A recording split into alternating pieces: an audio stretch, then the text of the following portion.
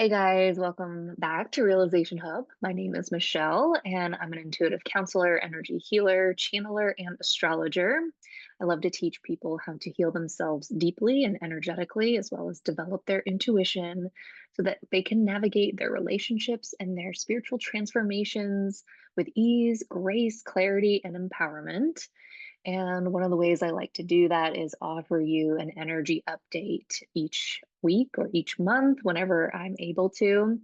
And today's video is going to be based on the energy of the full moon in Aquarius. This is like receiving a psychic weather report. You're still the creator, you still get to decide how you navigate your life. But this is like me letting you know energetically what's happening collectively, what might be influencing you personally, kind of like the weather, and that can help you make better decisions. And so this is like a psychic weather report. I'm going to go ahead and pull up the chart for the full moon in Aquarius. There we go. And the full moon in Aquarius um, is for Hawaii. It's happening on August 8th at 9:55 p.m. Hawaii time. But for most people, you guys are in different time zones. So this full moon is going to be happening on August 9th. I believe that brings us to Friday and Saturday. And this week we are moving towards this full moon. So you might be feeling these energies already, and then when the full moon passes, it might take a few days for that heightened energy to kind of dissolve. And so generally, we can feel the full moon energies leading up to the full moon as well as it dissolving after the full moon. So it can be about a week where we're kind of around these full moon energies. Now, a full moon is when the moon is full. You can see it bright in the sky, and it can represent completions, it can represent endings. Sometimes a full moon can represent like a pivot in our story or like a turning point in our story that we're currently going through.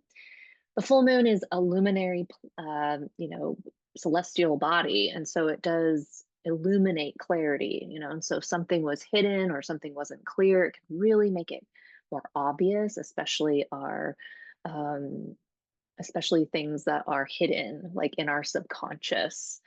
Um, with that said, the full moon can be a culmination. It can bring something to crystallization or fruition. Sometimes it can bring like a celebratory moment, and it can also act as a release point. It can really heighten the energies until we have an energetic release. And so, on an emotional level, on a psychic level, on an energetic level, this is when the energy gets very loud. You might feel louder thoughts, louder emotions during a full moon. You might have more dreams around a full moon. And that can be a part of the releasing process where we're having an energetic release. And upcoming this Friday, Saturday, when you have the full moon, it's going to be in Aquarius at 16 degrees. And so I think one of the gifts that we get from this full moon is that it's going to be in Aquarius. Now, a lot of times full moons can be more emotional, especially if they're in water signs, um, or they can be more chaotic or just inspired or passionate if they're more in fire signs. We had a pretty, fiery full moon in Sagittarius this year. And then in earth signs, it can be a little bit more practical, a little bit more grounded. We just had a full moon in Capricorn last month. Um, and the thing about Aquarius is that it's an air sign, which makes it very intellectual. And specifically with Aquarius, it can definitely be more of an energy that feels cool and observant and detached. And so, oftentimes, a full moon in Aquarius, regardless of the conversation that's happening in the sky, even if it's really intense, which this full moon can be intense or have some tension to it, um, you're still able to maybe feel a little bit more observant or cool or detached on some level from whatever is happening. And that's, I believe, the gift that we get with this full moon because there are indications of it being intense or being, yeah, bringing up some form of tension. Another thing I want to point out about this full moon is that it's going to be conjunct Pallas Athena. Pallas Athena is retrograde, but Pallas Athena is the goddess of war and wisdom and knowledge. And so Goddess Athena was very strategic and wise. She actually like to avoid war and unnecessary conflict. And she was this, goddess that worked with a lot of soldiers and, men and, warriors. And she would be strategizing for them. She would help strategize for them to win the wars, to avoid unnecessary war. And so she brings a lot of this wisdom. She can be very diplomatic, very good at counseling. Um, really good at strategizing a plan or coming up with a wise plan. And so something could be coming to an illumination or clarity or completion around our plans. It could illuminate something that we need to kind of strategize around and plan. It could just be that we have a nice, solid amount of knowledge and wisdom to help us navigate whatever situation comes to clarity around this time, to help us manage the experience or navigate the experience. But I think that's a really positive energy to be having there with Pallas Athena in retrograde. That would indicate more of a reworking of things, re-editing of things, um, resetting of things.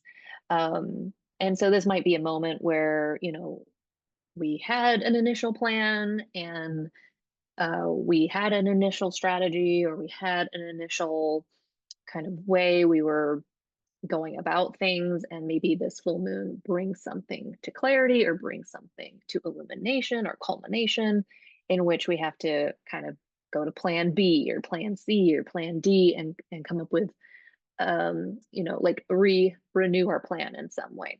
This full moon in Aquarius, like I mentioned, is an air sign. It's intellectual. Aquarius is a very visionary energy. It's forward thinking. It has tends to have very eccentric belief systems that are outside of the box and innovative. It's well known for geniuses and, you know, um, like astrologers and scientists, and inventors and quirky, unique people. Um, and at the same time, Aquarius is a fixed energy, which makes that belief system actually surprisingly, um, fixed or rigid. And so, yeah, this energy, although it can be very eccentric and forward thinking, can also be very rigid in its beliefs and kind of stubborn around its own beliefs. Um, but ultimately, this Aquarius energy can be cool, friendly, detached, observant. This is kind of the energy of the full moon. All right. And that's helping us rebalance something out in Leo season. The sun is still in Leo. A full moon is always opposing the sun, it's always opposite of the sun. And that means it's going to be rebalancing, some of the qualities um, that may have been coming up in Leo season. Now, this Leo season has been a bit of a different vibe than I think a typical Leo season. And that's because we have Pluto in Aquarius, opposite of Leo. Okay. And so for the next like 19 years or so, Leo season is going to be having these oppositions with Pluto. We'll have Mercury opposing Pluto, the sun opposing Pluto. And this will bring up the um, qualities of Leo that are primal, that are unevolved, that are maybe too egotistical, that are maybe stuck in performance or stuck in outside validation or stuck in drama, kind of like the shadow side of Leo around our self expression, our creativity, the way we shine our lights and our gifts into the world. And so, anytime we have these oppositions of Pluto, especially with Mercury opposing Pluto and the sun opposing Pluto, those shadows around that Leo energy are going to be exposed and evolved through. Pluto helps us transform. And so we're not just bringing up the shadows so that we, feel bad about ourselves or so that we suffer. We bring up those shadows so that we can, um, go through a death and rebirth process and heal our trauma and evolve into a higher level of Leo. A higher level of Leo is going to be self validating. A higher level of Leo is going to be fully shining their light and their gifts into this world. Um, a more elevated expression of Leo is playful, light, joyful, um, and authentic, and bold and in their self-expression, that can help lead others or inspire others. Generally, on a collective level, we're all going through a bit of a transformation. We're going through a massive transformation on a collective level, and we're all feeling it on an individual level in our own lives. But especially with Leo season and this retrograde with Mercury in Leo season, this is kind of like where, on an energetic level, we're really circling something and saying, we really need to work on this. We need to work on this. We need to clear this. We need to evolve over here. We need to work on this energy. And that's because Pluto is in Aquarius. And on a collective level, that means there is a massive transformation happening around innovating our systems for humanity, for the betterment of humanity. And right now, with Pluto in those early degrees of Aquarius, this is bringing up a crisis in humanity. We can see that very clearly how our systems are not working for us as a whole. And we are in a crisis with leadership.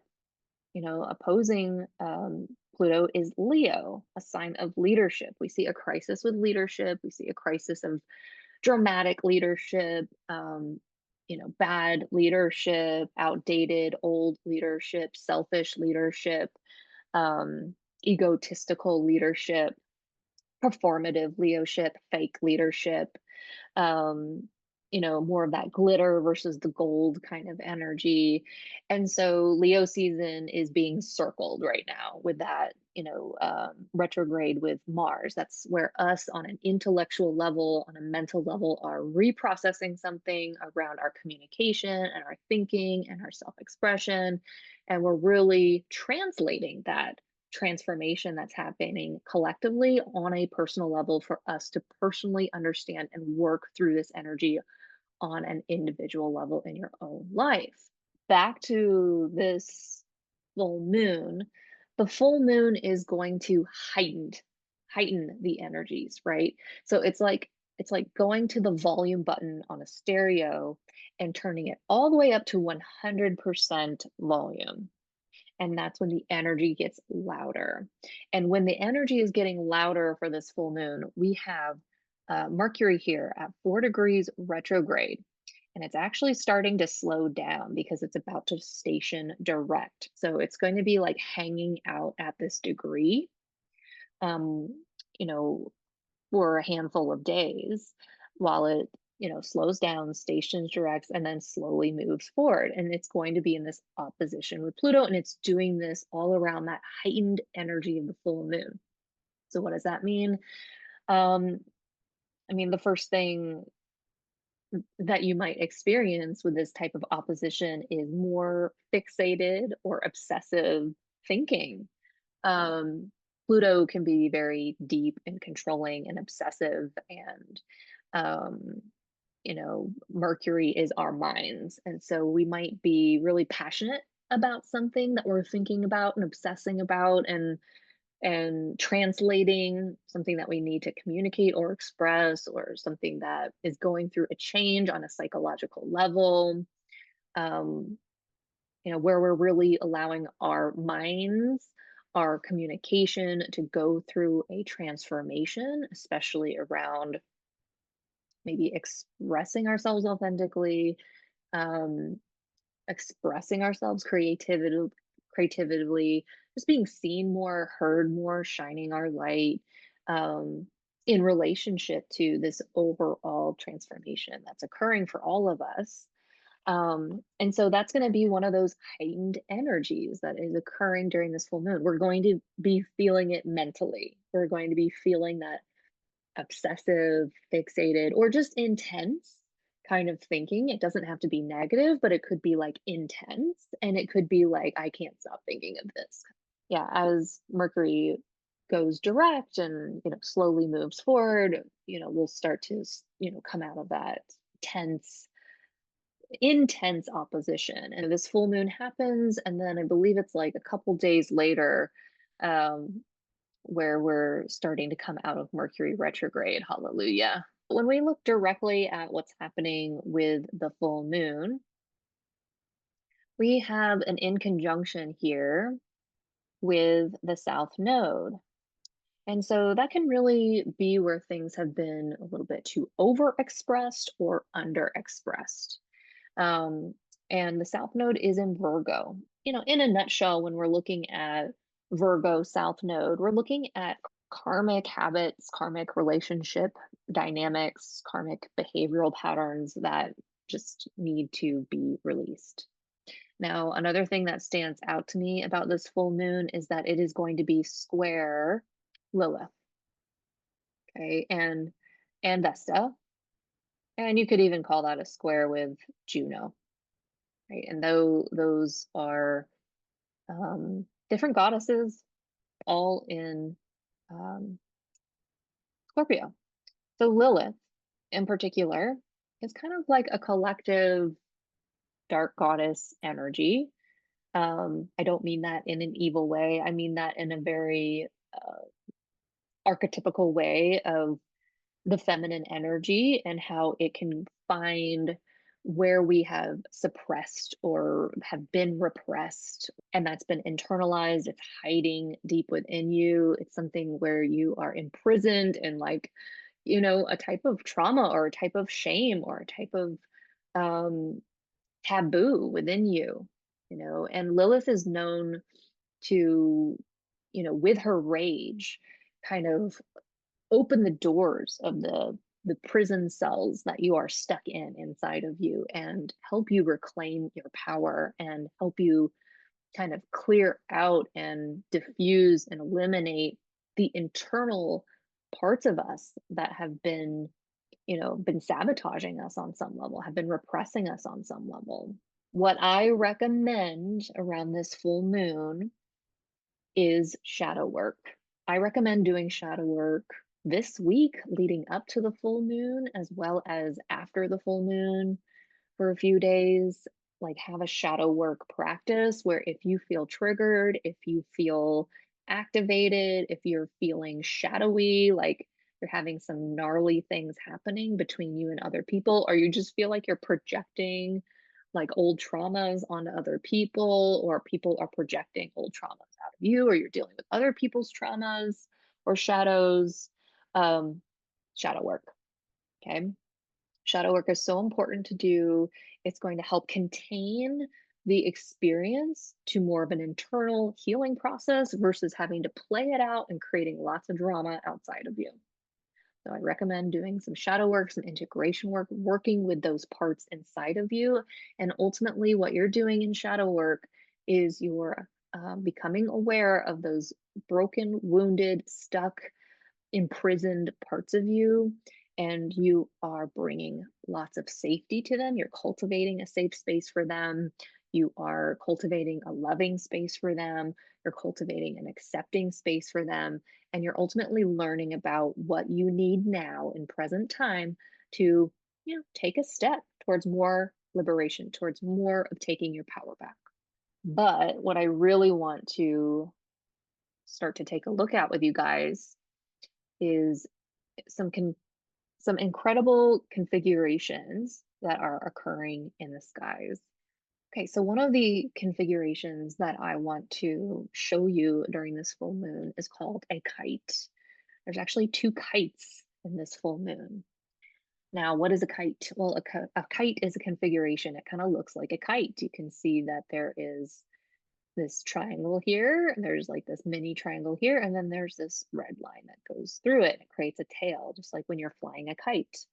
Um, All right, so a kite consists of a grand trine, and so this grand trine is between Pluto in Aquarius retrograde, Uranus in Gemini conjuncting Sedna, a very transformative goddess, um, feminine energy there, and then trining Mars in Libra.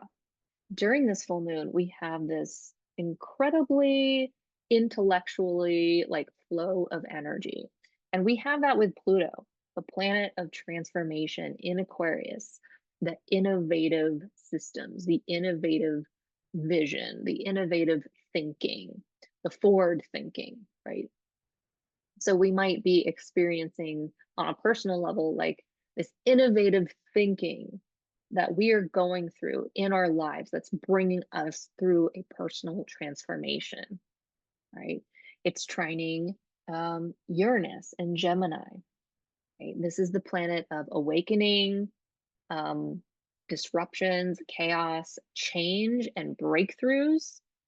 Um, and with this in Gemini, we are breaking through communication styles, old communication styles, limiting, suppressive communication styles. We are liberating ourselves. We are going through changes around our nervous system. I think a lot of people have been getting very activated in their nervous system with Uranus and Gemini, and feeling their nervous system getting triggered and activated, and some people just having bursts of kundalini energy and just like having this shedding process around our nervous system and having to learn how to regulate our nervous system.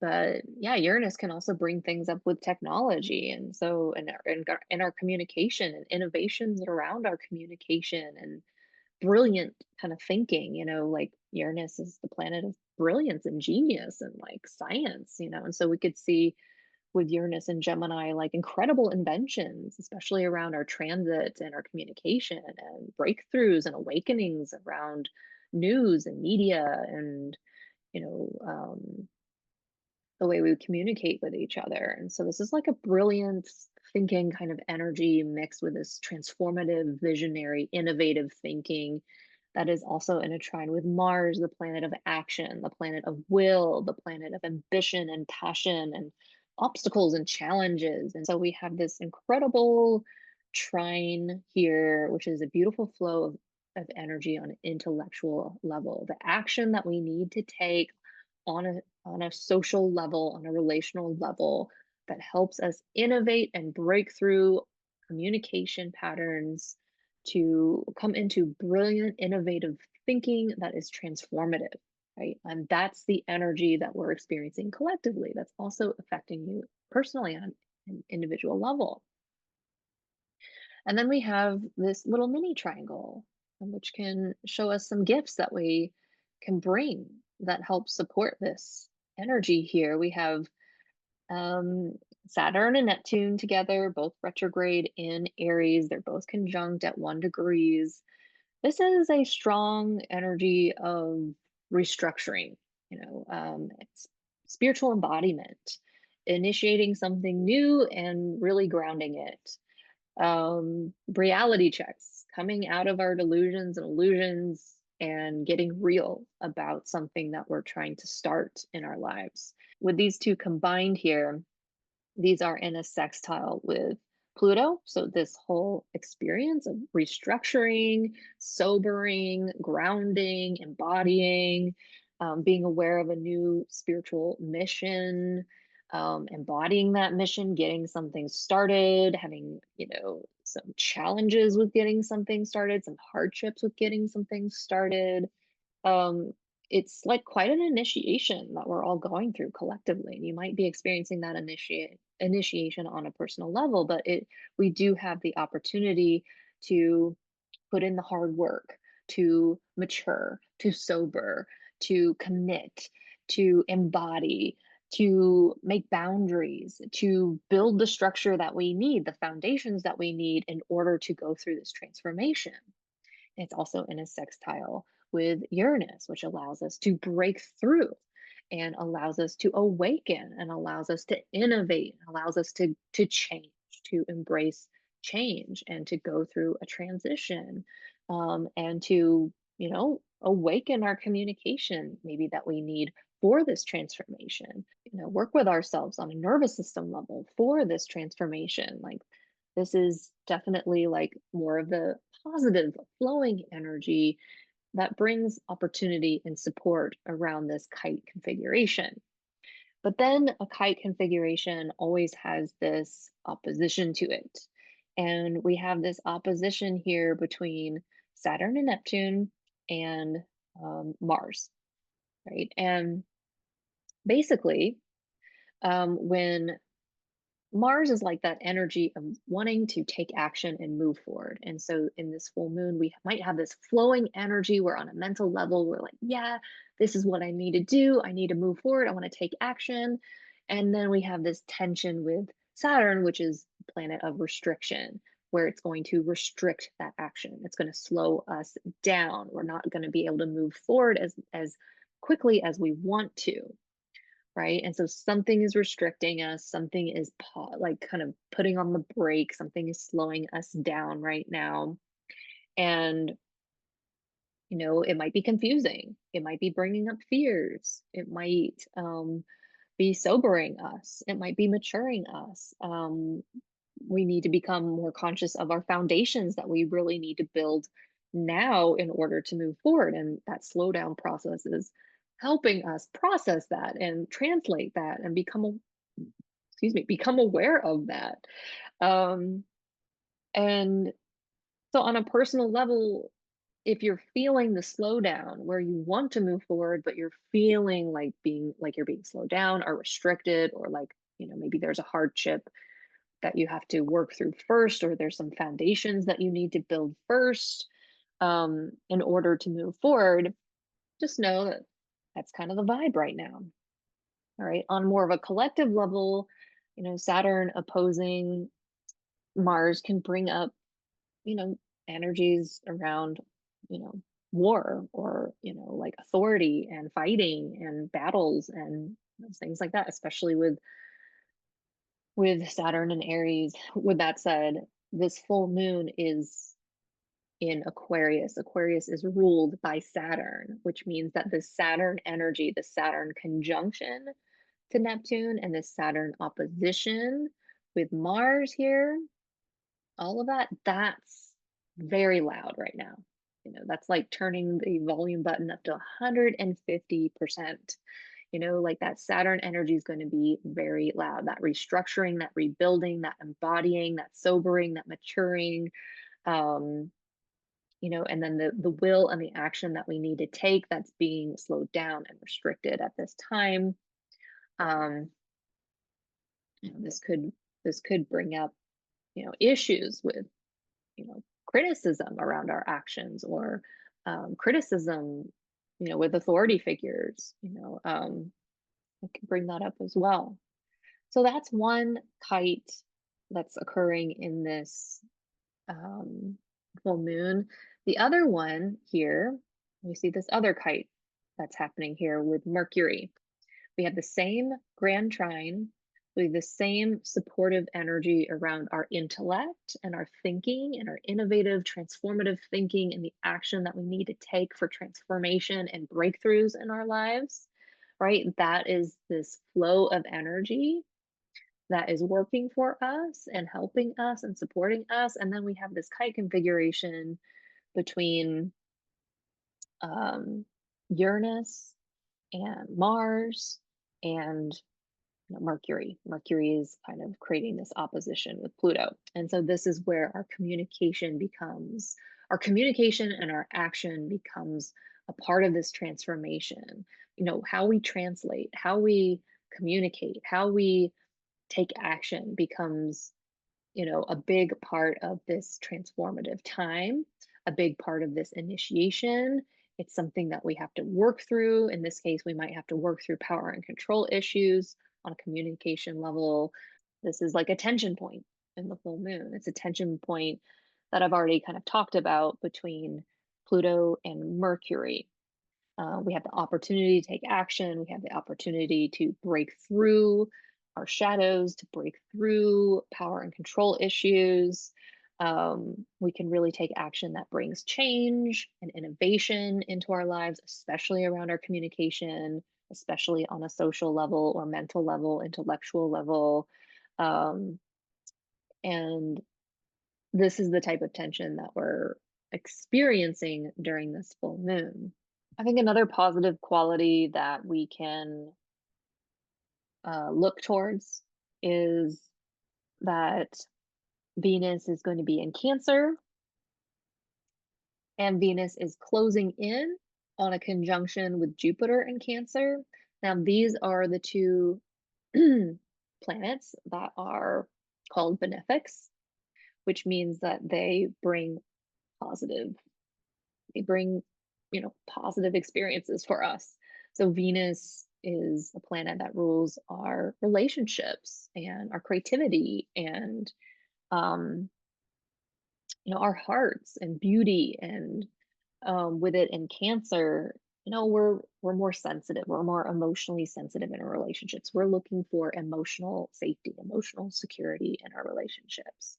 We are wanting to protect those people that we love. We care about bringing people together, spending time with people that we love. We want to, make some food, bring all the people we love to sit around at the table and connect with others.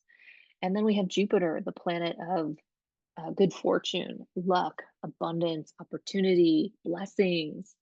Um, Jupiter expands everything really big. And we have, this conjunction, which means their energies are really strong and blending together and going through a big expansion. And so our relationships are going through a very beautiful expansion that is a blessing, that is supportive to all of us. It's a beautiful um, conversation that's happening during this full moon.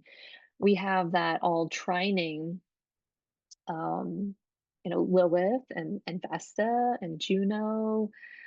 We have it trining the North Node, and so this is kind of a destined um, type of conjunction, that is supporting us. We could really be meeting people that we need to meet, that we're destined to meet at this time.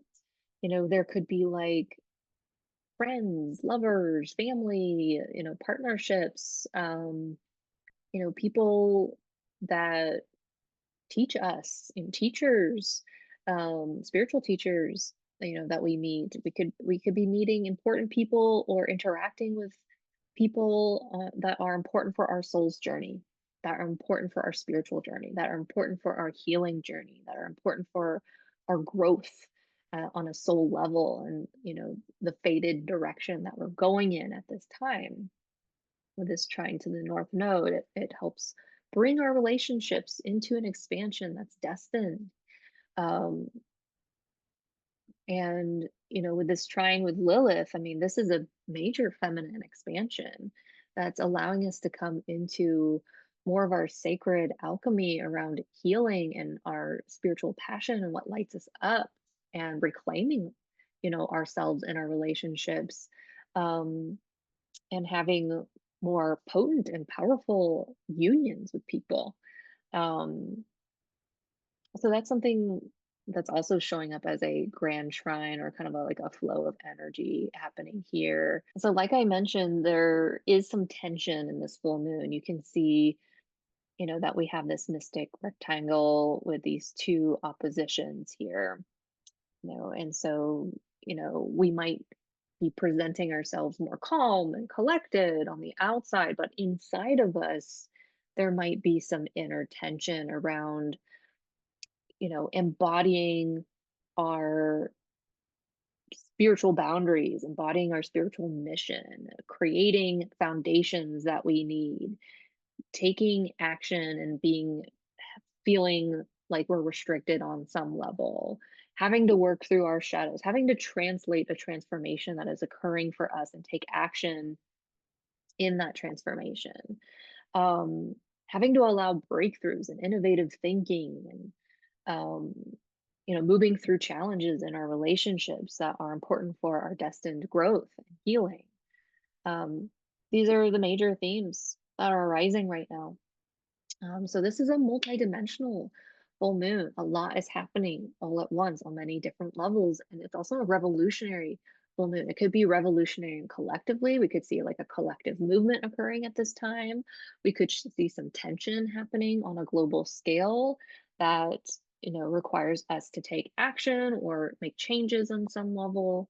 But on a personal level, this is an initiation that's occurring. And you might want to move forward faster in that initiation, but you might want to listen to your wisdom around slowing down around this time, really coming up with a plan around making sure that initiation is more secure and grounded, um, and working through some of the stuff that we need to work through on a deep, unevolved level.